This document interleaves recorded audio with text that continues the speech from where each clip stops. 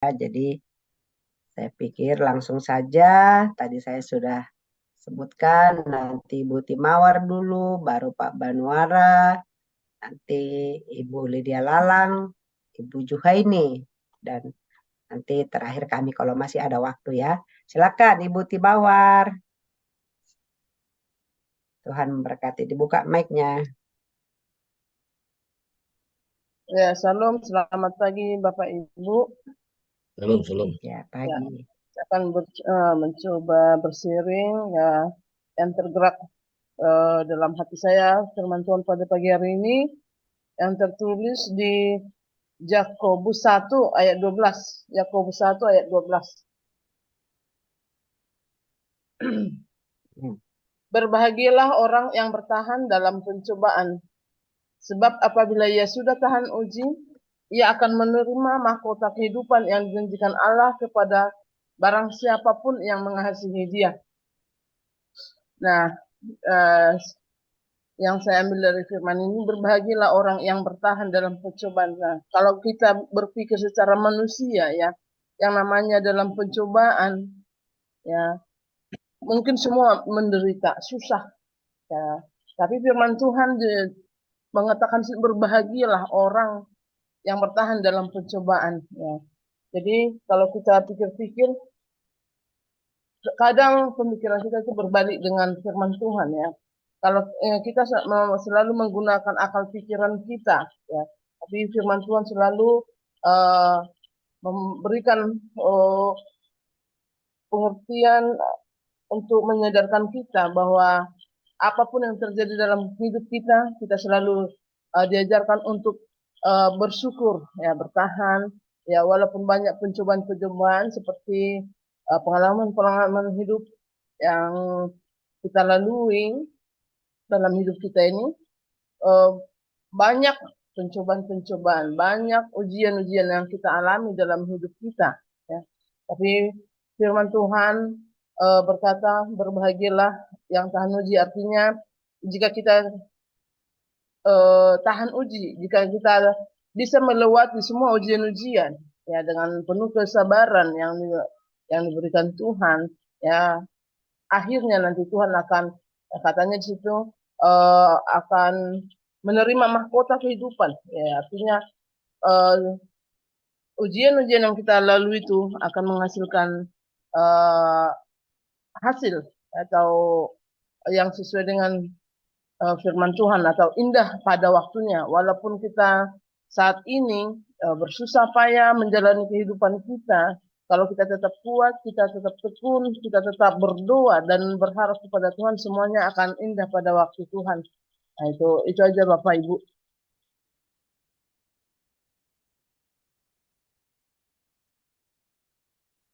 Wow, luar biasa ya. Wah, keren banget saksian Ibu Timawar pagi hari ini ya. Ya, berbahagia ya, walaupun mengalami masalah ya, itu dahsyat sekali. Ya, diimani Pak Ibu Timawar, maka itu akan terjadi ada di hidup kita ya. Semangat terus. Terima kasih buat seringnya. Tuhan Yesus memberkati ya. Baik, lanjut Pak Banuara. Silakan Pak Banu, buka mic-nya. Ya, salam, selamat Ya, pagi shalom. Bapak Ibu. Pagi.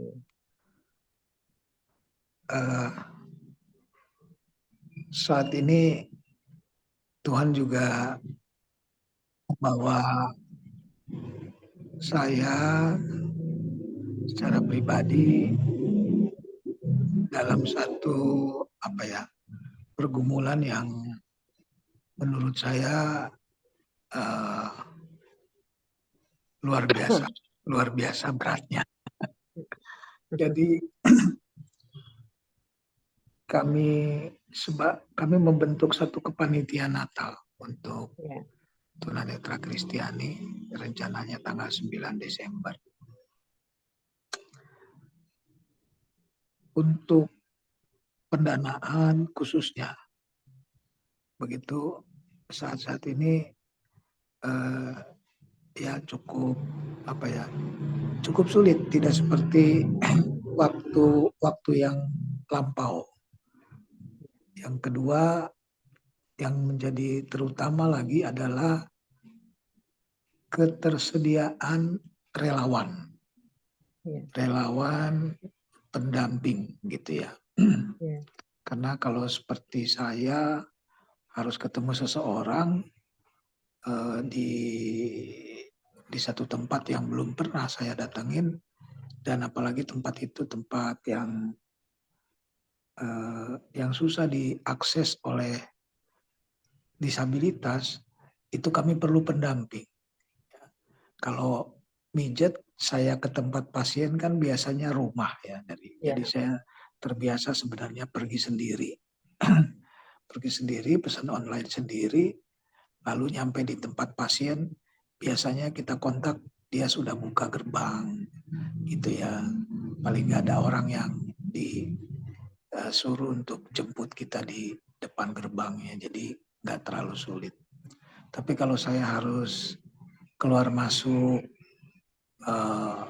kantor, apalagi kantor pemerintahan, kadang-kadang tukang online-nya juga agak bingung ya, hikuk lah.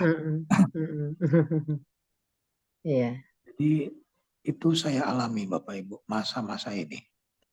Dan sampai saya sendiri belajar sama Tuhan. Tuhan, tolong percukupkan kebutuhan kami yang tidak sedikit. Ini puluhan juta gitu. Karena apa Bapak Ibu? Kalau Natal teman-teman disabilitas itu perlu ada supporting, uang transport begitu. Itu salah satu. Kedua, ya untuk disabilitas khususnya, kalau momen-momen Natal, Paskah, tentunya mereka berharap adanya bingkisan Natal. Gitu. Jadi itu makanya kebutuhan ibadah Natal, perayaan Natal itu tidak sedikit gitu.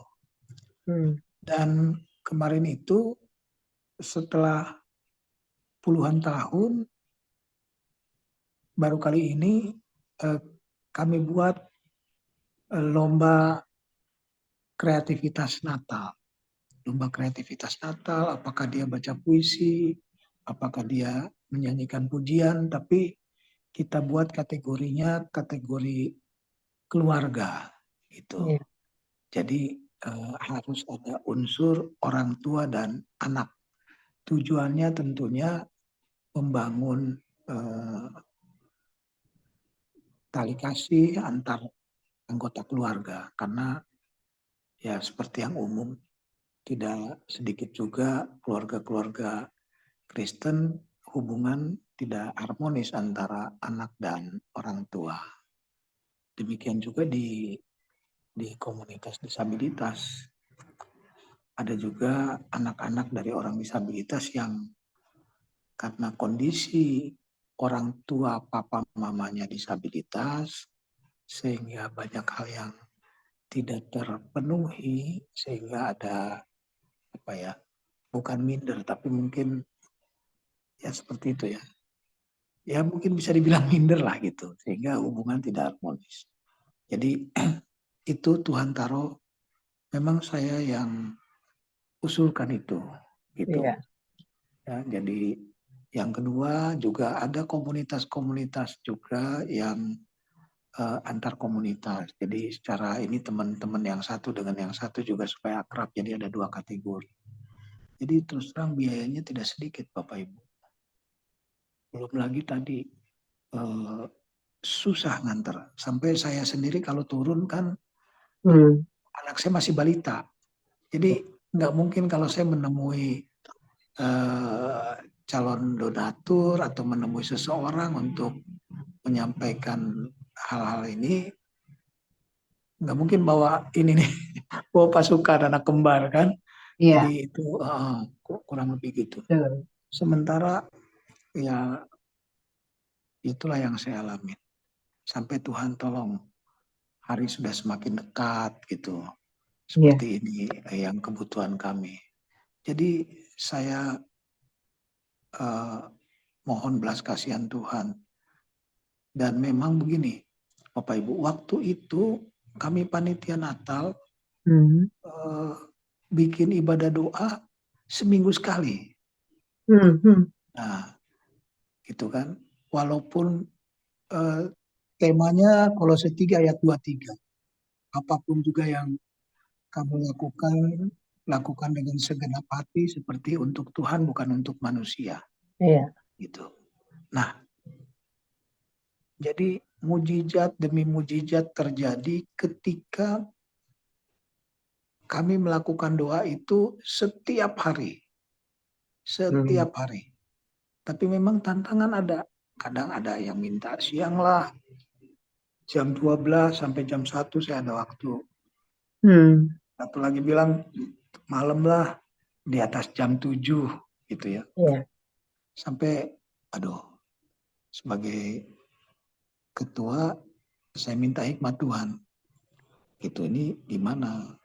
Ya sudah saya putuskan malam hari lah. Seberapapun yang hadir. Sampai kadang dari 9 orang panitia. Hanya 2 yang kami berdoa. Dari 9 orang. Gitu. Iya. Ya. Jarang sekali kami komplit 9 orang. Jangankan 9 orang. 6 orang juga belum Iya. pernah. Ya. Tapi ya itulah peperangan terus. Tapi Iya. puji Tuhan kurang seminggu ini waktu. Hal-hal yang utama sudah Tuhan penuhi. Ajaib kuasa Tuhan itu. Ajaib. Sudah Tuhan penuhi. Jadi Bapak Ibu kembali Tuhan bawa saya di dalam suasana yang ini nih. Nggak ada yang bisa dilakukan Banu. Mau kamu minta tolong siapapun yang kelihatannya waktu ini dia punya waktu, kelihatannya dia ini semua pada sibuk di tempat gereja gitu. Bahkan teman juga, aduh gitu. Belum tuntutan dari teman-teman, ya kan. Kalau latihan mereka harus supporting transport gitu. Jadi ya bersyukur pada Tuhan sekalipun belum total terpenuhi. Tapi kalaupun dana sampai saat ini mencapai udah di atas 20 juta, puji Tuhan. Kami bersyukur. Jadi hal-hal yang utama sudah Tuhan penuhi, sudah Tuhan percukupkan. Tinggal hal lain yang istilahnya itu tidak ada pun ya tetap ibadah perayaan bisa tetap jalan. Jadi itu bersyukur pada Tuhan. Memang tidak mudah menjalankan apapun juga yang kamu lakukan, perbuatlah dengan segenap hati seperti untuk Tuhan. Gitu. Jadi, hanya saya bernazar sama Tuhan, percukupkanlah dana ini. Ketika ini cukup Tuhan, saya biasanya kan kalau ada ibadah atau perayaan itu ketua panitia suka diminta memberikan sepatah 2 patah kata. Saya bilang Tuhan, saya nggak mau kasih sambutan atau apapun, saya nggak layak. Yang penting Tuhan percukupkan gitu. Nah, ini juga jadi sedikit dengan koordinator acara karena dia taruhkan ketua panitia, saya bilang enggak, kali ini saya nggak perlu kasih kata sambutan. Senior saja saya bilang yang memberikan sambutan atau mungkin nanti perwakilan tamu gitu. Jadi ini tapi mereka bilang wah kalau begitu ini begini, saya kan mau saya harus sampaikan bahwa saya meminta sama Tuhan, bernazar sama Tuhan ketika Tuhan percukupkan ini. Saya tidak mau beri kata sambutan Tuhan. Biarlah yang lain senior saya itu Bapak Ibu kesaksian yang bisa saya bagikan di pagi hari ini. Mohon tetap dukung dalam doa supaya dengan kondisi cuaca ini, supaya di tanggal 9 nanti Tuhan juga beri cuaca yang baik sehingga Amin. mobilisasi teman-teman tidak terkendala. Begitu. Terima kasih, Tuhan berkati. Ya, amin, amin. Waduh, makasih Pak Banu buat sharingnya ya. Tetap semangat itu tadi di tengah-tengah kesulitan itu sebenarnya Allah mau kita penyerahan diri, ya kan? Amin. Karena Allah berjanji menyertai gitu. Jadi ketika kita berserah, maka kita mengalami pertolongan Tuhan, jejak Tuhan kita terima. Ya, tetap semangat, Amin. Pak Banu.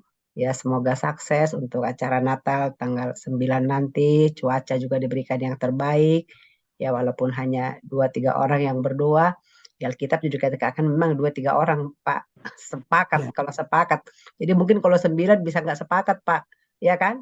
Bapak lagi berdoa, yang satu mungkin lagi kemana kan pikirannya kan gitu kan. Tapi kalau udah 2 pasti sepakat itu kan. Pegangan tangan 2-3 orang ya. Jadi tetap semangat, itu semua dalam kendalinya Tuhan. Dan kita Amin. percaya semua itu akan sukses nanti. Ya, baik, makasih Pak Banu, Tuhan berkati. Silakan Ibu Juhaini bagikan pengalaman sharing pagi hari ini.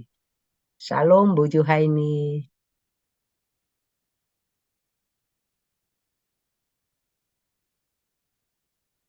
Shalom, bisa dengar suara kamu Ibu Juhaini? Atau Ibu Lydia Lalang dulu boleh? Antara dua. Shalom Bu Lydia Lalang. Apa kabar di sana? Apakah Ya, hujan? shalom, Ya, shalom. shalom. Saya Silakan Bu dikejar Lydia. oleh waktu. Hah? Dikejar oleh waktu saya. Oh gitu, dikejar Ya. waktu ya. Oke, ya saya sedikit bersaksi bahwa Ya, silakan. ya kami sekeluarga mengucap syukur ya, walaupun kesehatan jatuh bangun, perekonomian jatuh bangun, Ya. pergumulan demi pergumulan. Namun iya, kami tetap bersyukur bahwa Tuhan masih mengizinkan kami untuk bisa memasuki di Advent pertama. Jadi kalau di gereja kami itu ada Advent pertama, kedua, ketiga, keempat baru masuk Natal. Ya, rutinitas seperti itu apa ya? Memang selalu ada setiap tahun, tetapi itu yang membuat kami selalu bersyukur. Nah, terima kasih Tuhan bahwa Engkau masih mengizinkan kami untuk masih bisa duduk di gereja bersama-sama, menikmati Advent pertama, menikmati menghias pohon Natal bersama-sama, sibuk mencari ini dan itu, bersih-bersih rumah ya, walaupun setiap hari bersih-bersih ya, tetapi seperti sesuatu gitu, sesuatu yang kami lakukan seperti membersihkan gorden, membersihkan ini itu saya begini, seandainya Tuhan tidak mengizinkan saya sampai sedemikian rupa, sampai sedetik ini, mungkin juga akan terjadi hujan air mata gitu ya. Itu yang patut kami syukuri ya. Makan apa adanya, berpakaian sekedarnya, ya. Rumah pun juga kami masih ngontrak. Itu sungguh kami bersyukur bahwa Tuhan mencukupkan tepat pada waktunya dan tidak membiarkan kami kelaparan, tidak membiarkan kami tidur di emperan toko. Itu yang patut kami syukuri setiap harinya. Yang namanya konflik pasti ada ya, tetapi ya itulah liku-liku rumah tangga, liku-liku sebagai orang tua, bagi anak-anak, bagi cucu, menantu, ya. Puji Tuhan, itu yang bisa saya saksikan pagi hari ini. Terima kasih, Tuhan memberkati. Saya kembalikan ke Dia. Oke, wow, ya keren ya tadi mengucap syukur ya. Kalau kita mengucap syukur, maka hati kita tenang, kita ada damai, ada sukacita, mengucap syukur itu artinya bahwa kita percaya bahwa hidup kita dalam genggaman Tuhan, ya. Dia tidak pernah meninggalkan kita, kalaupun dia izinkan itu masalah terjadi, itu karena dia rindu kita lebih dekat lagi, lebih melekat lagi kepada dia, dan kita bisa mengerti rencana Tuhan dalam kehidupan kita. Ya, semangat Bu Lydia, masuki Advent pertama dan bersama keluarga menyambut perayaan Natal nanti. Tuhan memberkati. Ya, silakan Bu Juhaini. Shalom Bu Juhaini. Kita mau dengar cerita dari Sabah. Shalom Bu. Hari ini saya tidak apa-apa yang perfungsian, belum siap Bu. Oke.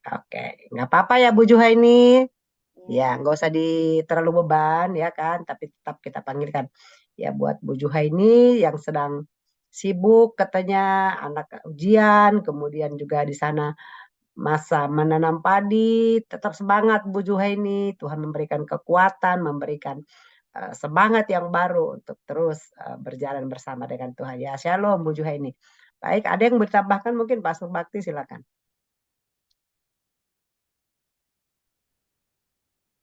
Ya,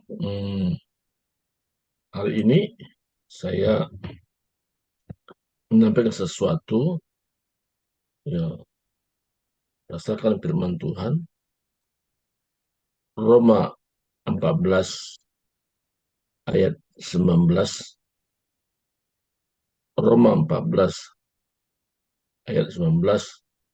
Sebab itu marilah kita mengejar apa yang mendatangkan damai, sejahtera, dan yang berguna untuk saling membangun. Yang saya garis bawahi, berguna untuk saling membangun. Jadi di luar dalam Zoom komunitas The Power of Love, saya pun menerapkan kehidupan saling membangun ini.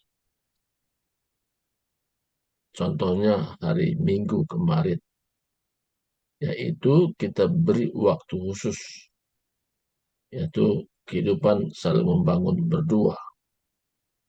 Dalam kehidupan saling membangun ini, saya punya tanggung jawab buat keluarga, terutama buat pasangan. Ya. Jadi saya lakukan itu, kehidupan saling membangun itu. Jadi kehidupan saling membangun ini memang wajib dilakukan. Kalau pasangan tidak lengkap, misalnya karena single parent, kita punya teman yang kita bisa ajak untuk saling membangun. Materinya yaitu apa? Materinya firman Tuhan yang kita renungkan. Dan itu menjadi kehidupan. Karena kehidupan kita itu ada yang kita alami ketika firman Tuhan direnungkan dan hidup dan berkuasa. Karena firman Tuhan katakan sesuai dengan Ibrani pasal 4 katakan betapa hebatnya itu firman Tuhan itu. Ibrani pasal 4, saya baca ayat ini, ayat 12. Sebab firman Allah hidup dan kuat, dan lebih tajam dari pedang bermata dua manapun. Ia menusuk amat dalam sampai memisahkan jiwa dan roh, seni-seni dan sumsum. Ia sanggup membedakan pertimbangan dan pikiran hati kita. Jadi kehidupan saling membangun ini sangat penting. Ketika kita mempraktekkan firman, ketika saya mempraktekkan firman, kehidupan saling membangun. Di sana Tuhan menyatakan tentang kedahsyatannya. Tuhan mau kehidupan saling mengundi itu menjadi satu bagian yang kita praktekkan menjadi gaya hidup kita. Kita bisa kuat menghadapi situasi, keadaan saat-saat ini ketika kita mempraktekkan kehidupan saling membangun. Karena firman Allah hidup dan kuat. Kata hidup dan kuat, yaitu hidup artinya ada kehidupan dalamnya. Kuat di sini artinya sesuatu yang tidak mudah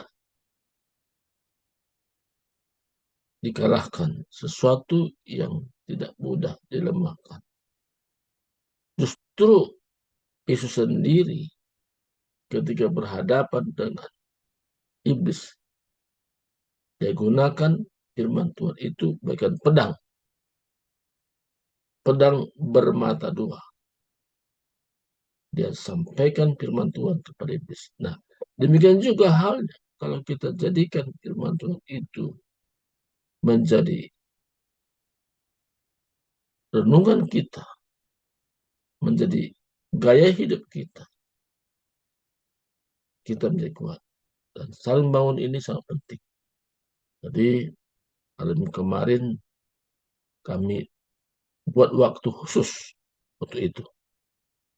Jadi, sebelumnya kami tidak lakukan khusus. Tapi kemarin, mari kita saling membangun firman Tuhan. Yang kami dapatkan saling membangun itu, yaitu ada kalanya manusia itu dikasih label oleh yang lain. Sehingga label ini membuat dia tidak bisa bergerak dari kehidupannya. Misalnya contoh label ini, kayak kamunya nggak bisa maju. Kata-kata itu disampaikan. Sehingga kita berkata, oh aku tidak bisa maju. Atau ada orang berkata begini, kamu kan belum sekolah Alkitab. Kamu tahu apa? Itu label. Padahal yang sebenarnya bukan karena sekolah Alkitabnya, tapi gaya hidup kita membaca dan merenungkan firman Tuhan.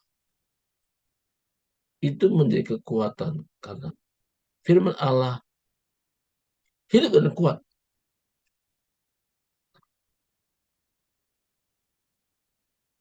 Dan lebih tajam dari pedang bermata dua manapun. Artinya tidak ada tandingannya. Ia menusuk amat dalam. Artinya apa? Kita dibenahi oleh Tuhan melalui firman-Nya.